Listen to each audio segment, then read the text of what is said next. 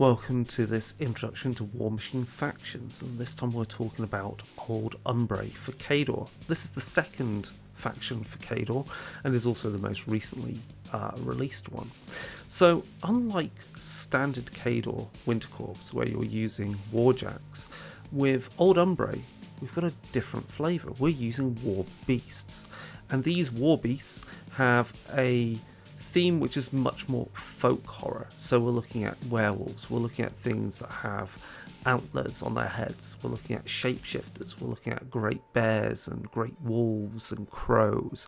There is definitely the theme of folk horror, the old ways, as Khador is guided by Zavanna Aga, the old witch of Khador, who's been in the game again since day one. But again, as I say, you're not using warjacks here. You're looking at an army that's all about utilising the wilderness, using magics, which are much more close to maybe druidic in nature, in their war against the forces of Orgoth or the Cricks.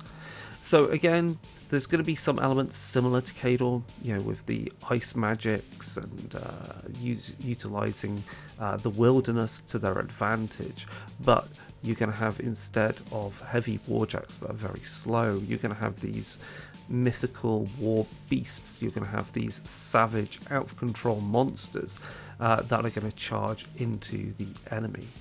You also won't just have access to war beasts, because fortunately, from the Khador Winter Corps, the command cadre Vilkul, she is now available in this army, not just as a warcaster, but instead as a journeyman warcaster, bringing her warjack with her as a character warjack. So it's still possible to play Old Umbrey with a little smidgen of taste from your Khador Winter Corps, and that way you get to have both war beasts and warjacks in the army.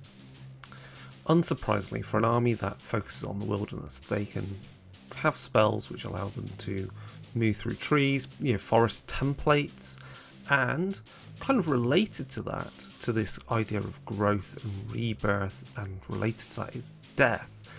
This army also has a resource game where you're gaining fury points in the case of some spells like Harvest, when a living or undead model is destroyed in the spellcaster's range, or you've got war beasts and warcasters collecting corpse tokens which empower the war beasts. So that really fits in with that druidic feel, with that nature feel, that they're close to the cycle of life and death.